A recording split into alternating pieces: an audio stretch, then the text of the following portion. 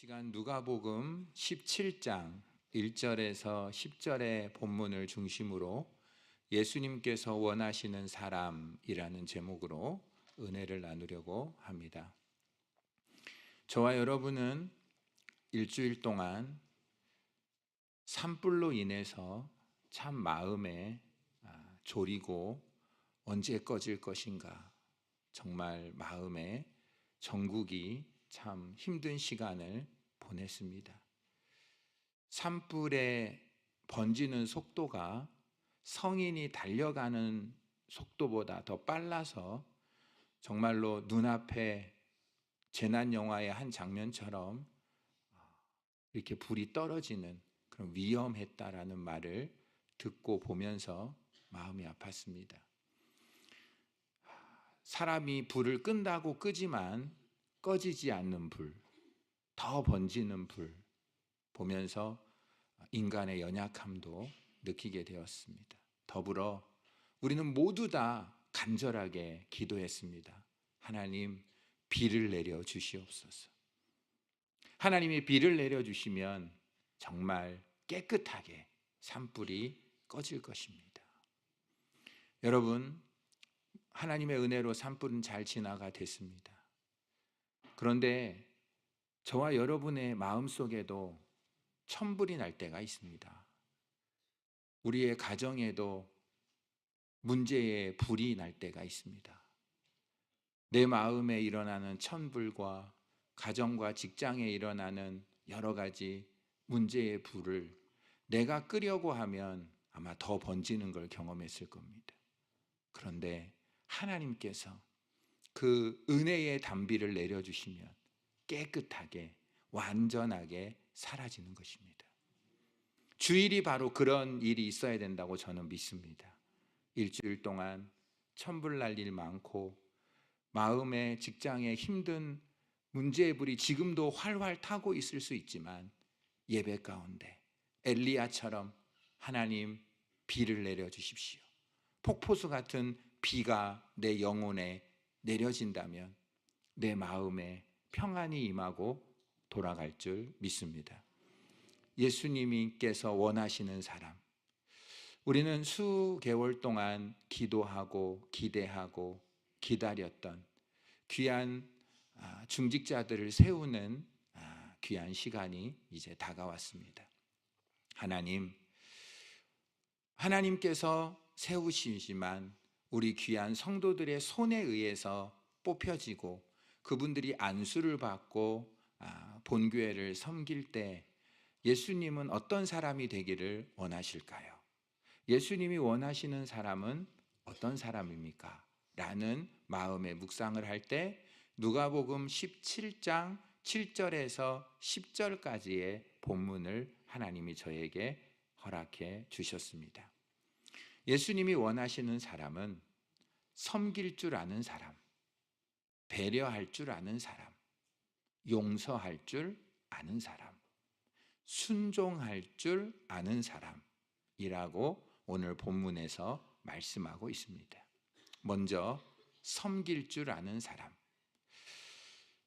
누가복음 17장 7절에서 10절을 여러분이 눈으로 관찰해 보시면 한 주인이 있었습니다.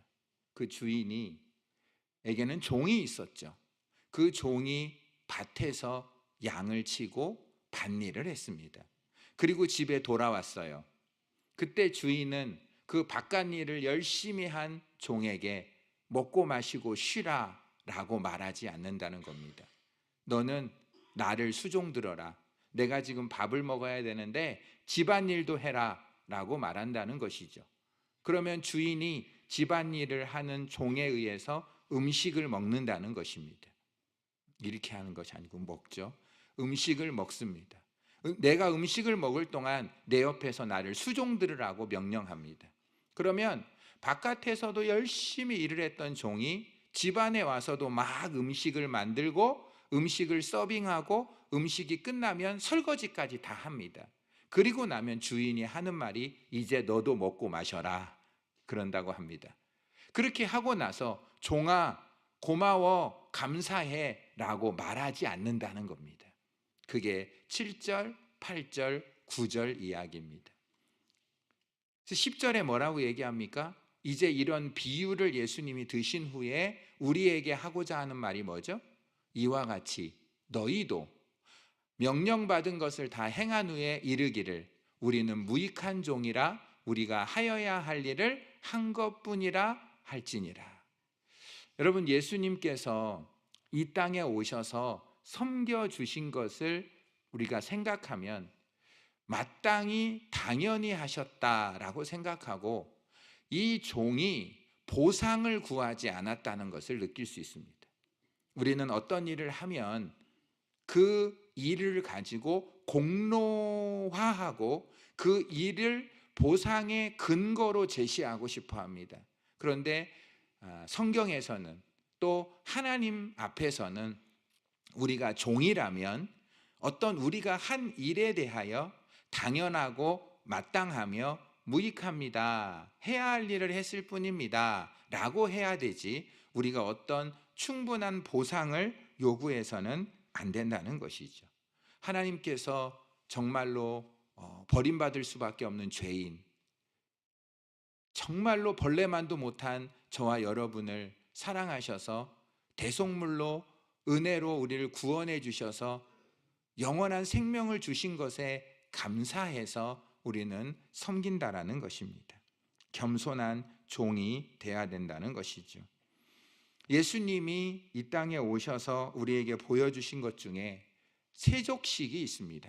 요한복음 13장 12절에서 15절에 보면 그들의 발을 씻기신 후에 옷을 입으시고 다시 앉아 그들에게 이르시되 내가 너희에게 행한 것을 너희가 아느냐? 너희가 나를 선생이라 또는 주라 하니 너희 말이 옳도다. 내가 그러하다. 내가 주와 또는 선생이 되어 너희 발을 씻었으니 너희도 서로 발을 씻어주는 것이 옳으니라. 내가 너희에게 행한 것 같이 너희도 행하게 하려 하여 본을 보였노라.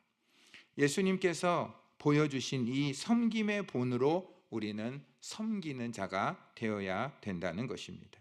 고린도전서 9장 19절에 보면 내가 모든 사람에게 자유로우나 스스로 모든 사람에게 종이 된 것은 더 많은 사람을 얻고자 하려 함이라고 하십니다. 골로새서 3장 23절에 보면 무슨 일을 하든지 마음을 다하여 주께 하듯 하고 사람에게 하듯 하지 말라. 우리가 직장 생활을 해도 보통 비그리스도인들은 주인이 볼 때만 사람에게 보이려고 일을 하지만 우리 그리스도인들은 모든 일을 할 때, 내게 직장을 주셨을 때도 그것은 하나님께서 내게 주신 문화적인 사명이다. 하나님이 내게 이 직장을 주셨으니 나는 주인에게 하는 것이 사람에게 하는 것이 아니라 주께 하듯 할 때 그때 직장에서 인정받고 하나님께 영광이 된다는 것입니다.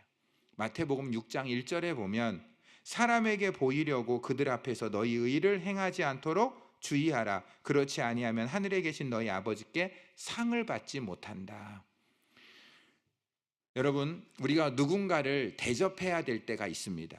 우리가 잔치를 베풀고 누군가를 초청할 때 내가 초청을 한 후에 그 사람이 나를 초청해서 갚을 수 있는 사람을 초청하지 말고 내가 그 사람을 초청해서 음식을 대접한 후에라도 그 사람은 내게 갚을 수 없는 사람에게 베풀라고 되어 있습니다. 그럴 때 하나님께서 갚아주신다고 하신다는 것입니다.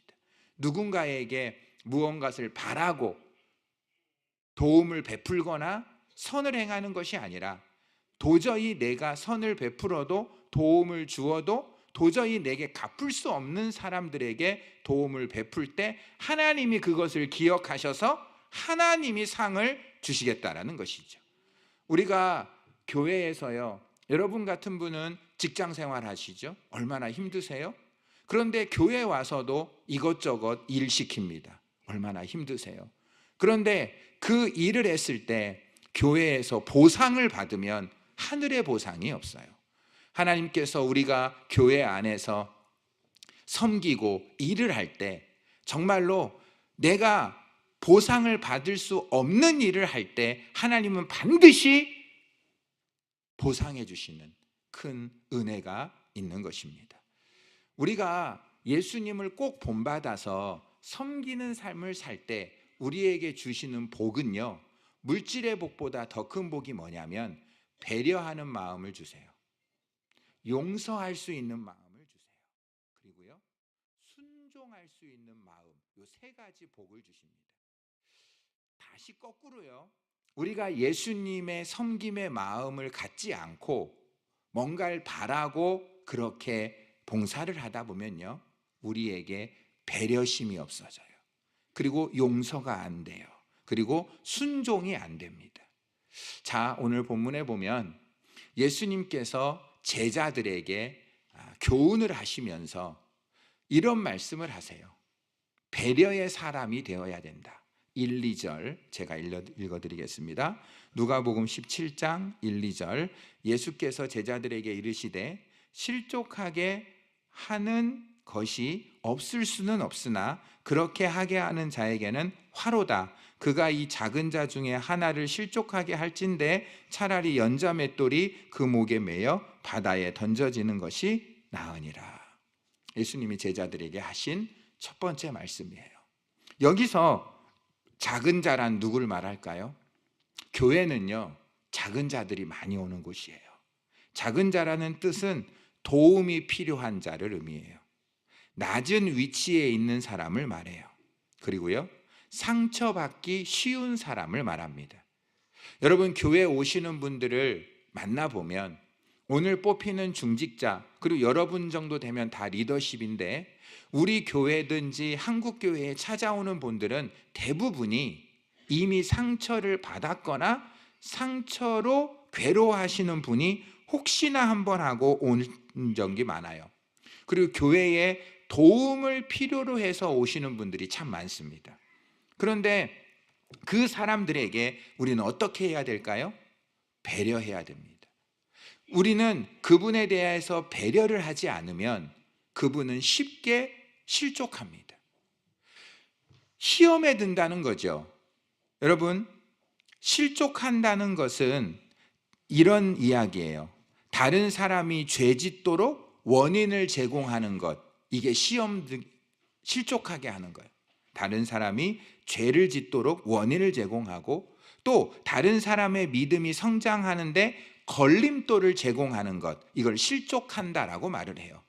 그런데 이 실족하는 일이 없을 수는 없다라고 돼 있습니다. 성경에. 우리는 이 성경을 보고 굉장히 위로를 받아요. 아, 어쩔 수 없는 거구나. 그러면 아이고 다행이다. 성경에서 그거 아닙니다.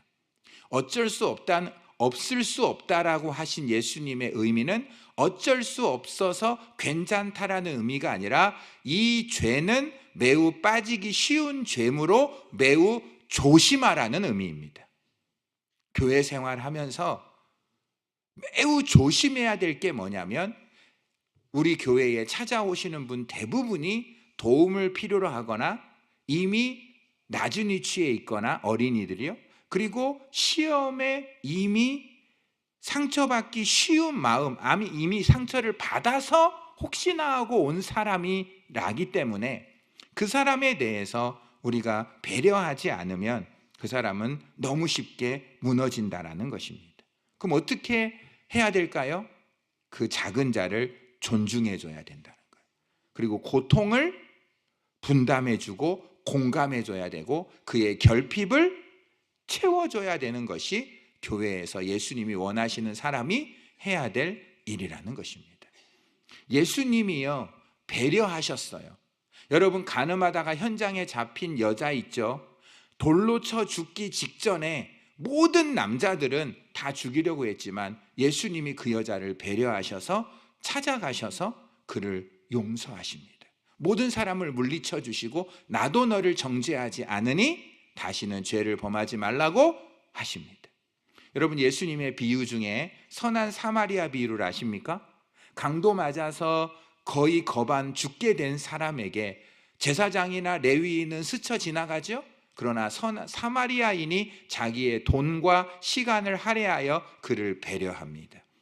바울이 배려심이 있었어요. 무슨 배려심이 있었는지를 로마서 14장 말씀을 먼저 읽겠습니다.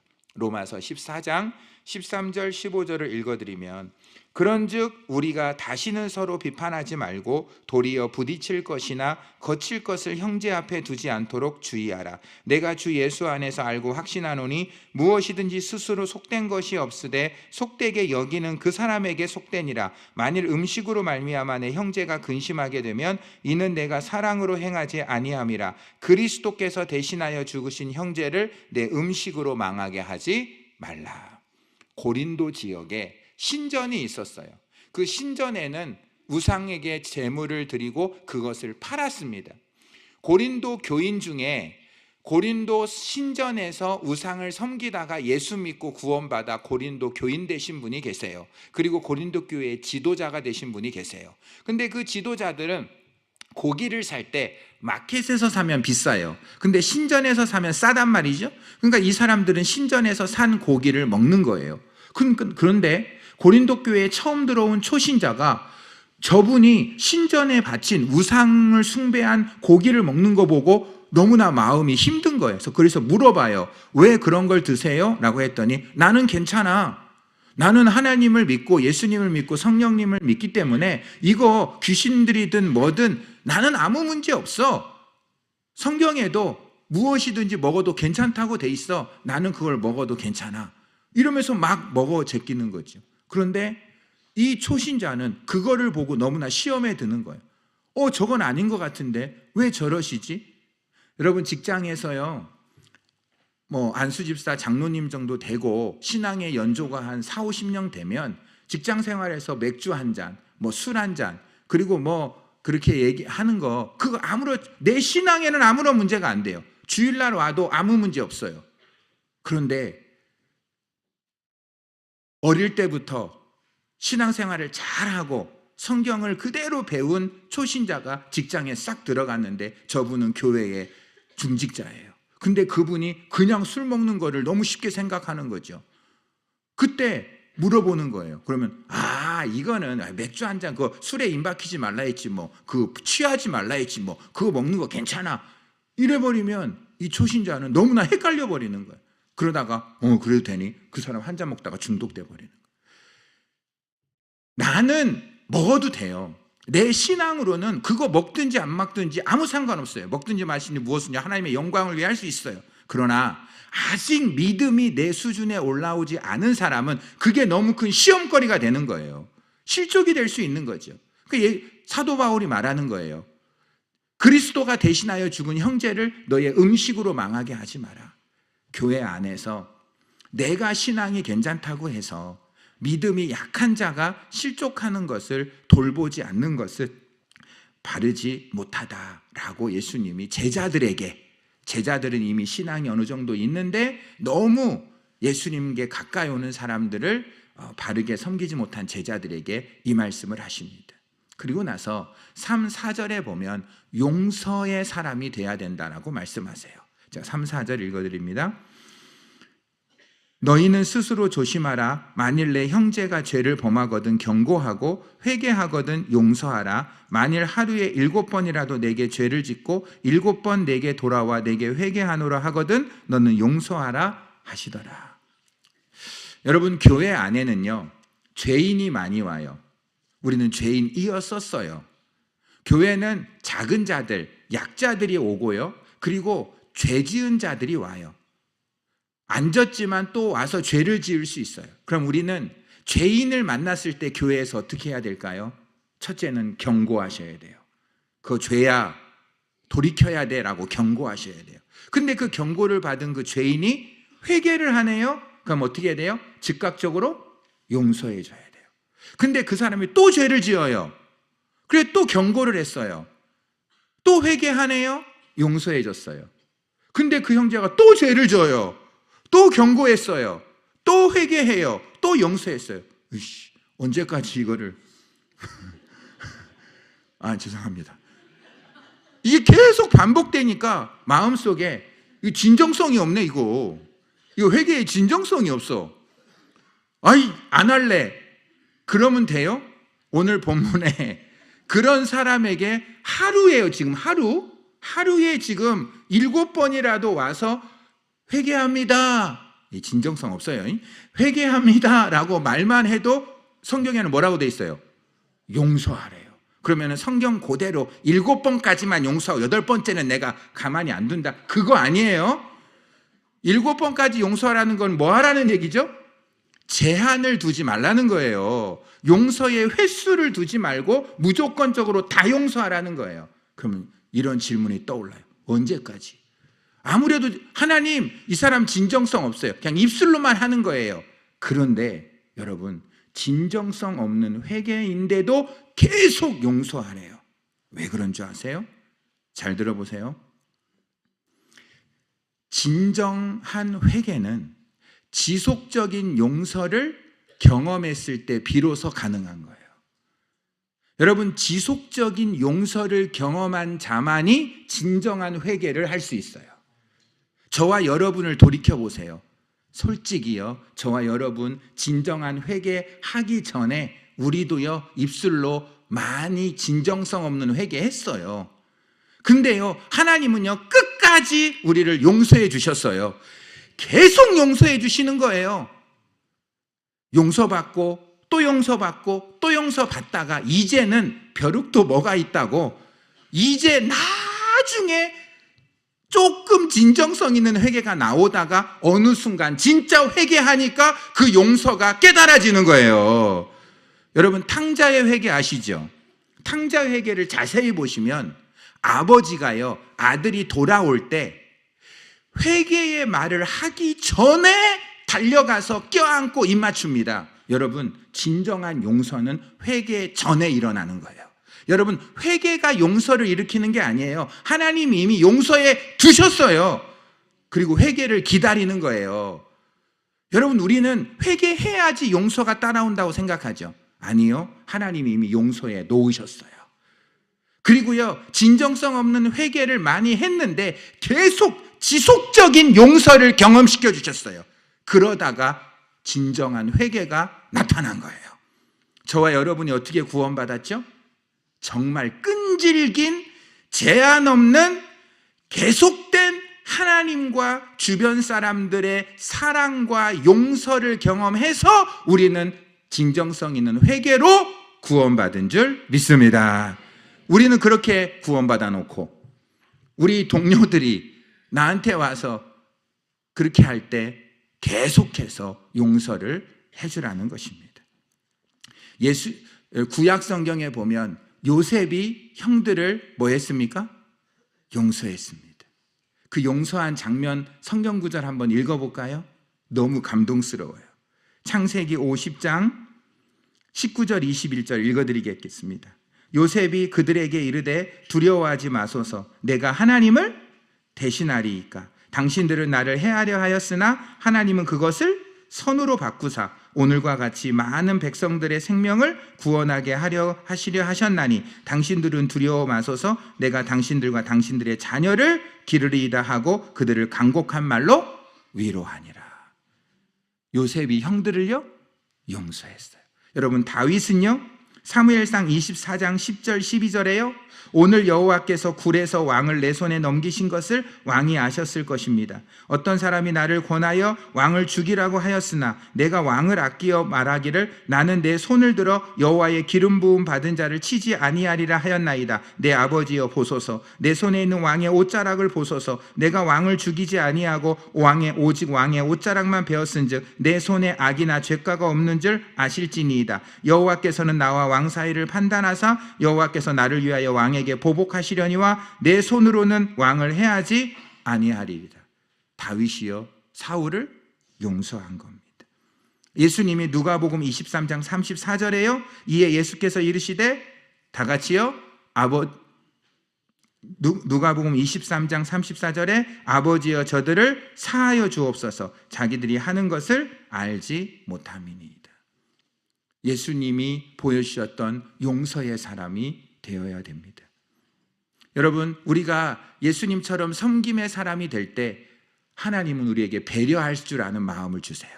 여러분, 만약에 배려와 용서의 마음을 교회에서 예배 가운데 여러분이 하나님의 은혜로 얻어서 가정에 가보세요. 자녀들이 아무리 천불난리를 해도 배려가 되고 용서가 됩니다. 그럼 가정에 평화가 임하게 되는 것입니다. 직장에 가보십시오.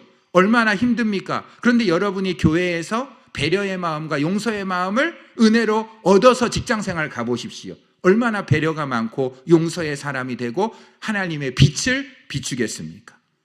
여러분, 섬김의 마음을 가지고 뭐를 바라지 않고 일을 해도 보상을 바라지 않고 하나님의 일을 하면 하나님이 보상해 주세요. 무슨 보상을요? 배려하는 마음을 주신다니까요. 넓은 마음을 주신다니까요. 그리고 용서가 되어져요. 할렐루야. 용서가 제일 어렵거든요. 근데 나도 모르게 용서가 되어져. 이거 복받은 사람입니다. 하나님에게 복받은 사람입니다. 그리고요, 믿어지고 순종이 되어지는 복을 받게 될 줄 믿습니다. 5, 6절을 읽겠습니다. 5절을 먼저 한번 읽어. 이건 제자들이 예수님에게 했던 말이니까 우리 한번 같이 읽어봐요. 시작. 사도들이 주께 여짜오되 우리에게 믿음을 더하소서 하니. 이 말씀 잘 들어보세요. 지금 예수님이 제자들한테 두 가지를 요구하죠. 뭡니까? 작은 자에 대한 배려와 죄인들에 대한 제한 없는 용서를 요구하시는 거예요. 그런데 제자들의 입장에서는 이거예요.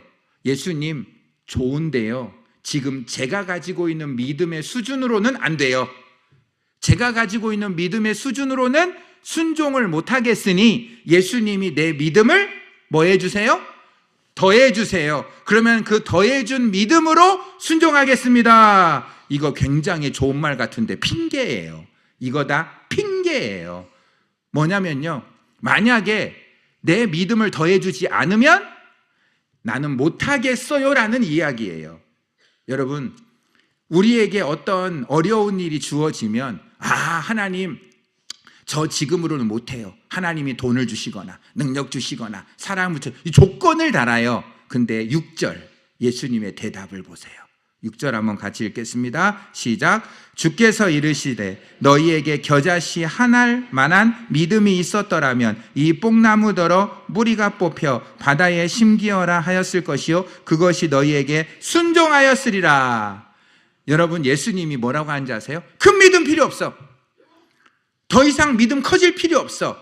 지금 갖고 있는 겨자씨 작은 믿음, 너희들이 현재 갖고 있는 믿음으로 가능해. 근데 큰 믿음으로 필요한 게 아니라 진실한 믿음이 필요해. 작지만 참된 믿음, 작지만 진실한 믿음. 너희들이 갖고 있는 믿음이 작아도 상관없어.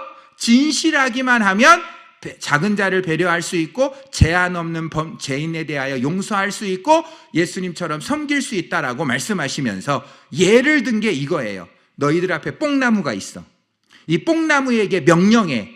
뽕나무야, 뿌리채 뽑혀. 그리고 바다로 가. 바다에 심겨져. 라고 말을 해도 그 나무가 순종할 거라는 거죠.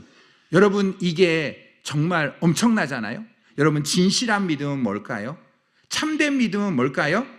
하나님이 죽은 자를 살리시고 없는 것을 있는 것처럼 부르시는 절대 전능하신 전능자라는 것을 의심 없이 절대적으로 말씀 그대로 믿는 것이 진실한 믿음인 줄 믿습니다.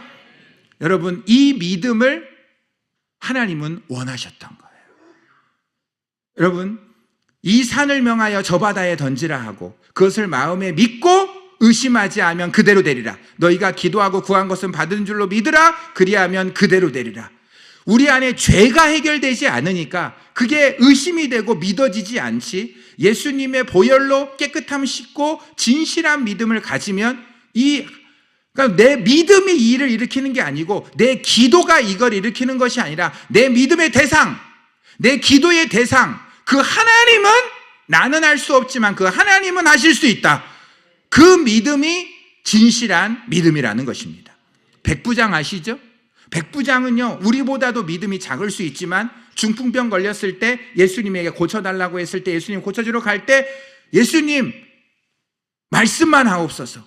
내 자리에 그 자리에서 말씀만 하시면 내 종이 나을 줄 믿습니다. 말씀으로만 가능하다라는 그 믿음. 여리고성을 앞에 있을 때 돌면은 무너진다고 했을 때 그 말씀을 그대로 믿었던 베드로가 바다 위를 걸을 때 예수님에게 시선이 초점됐을 때는 바다 위를 걸었지만 예수님에게 시선이 떨어졌을 때는 바다에 빠졌어요. 히브리서 12장 2절에 보면 믿음의 주여 우리를 온전케 하시는 이인 예수를 바라보자. 우리의 눈이 예수님에게 고정돼서 깨끗한 믿음, 진실한 믿음만 가지고 있다면 하나님이 정말로 못할 일이 없다고 주님이 말씀하십니다. 우리가 진실한 마음으로 예수님을 섬길 때 하나님은 우리에게 배려할 수 있는 마음, 용서의 마음, 그리고 믿어지고 순종할 수 있는 이 엄청난 은혜를 부어주실 줄 믿습니다. 하나님, 우리에게 이런 믿음 허락하여 주시옵소서. 이런 믿음 허락하여 주시옵소서.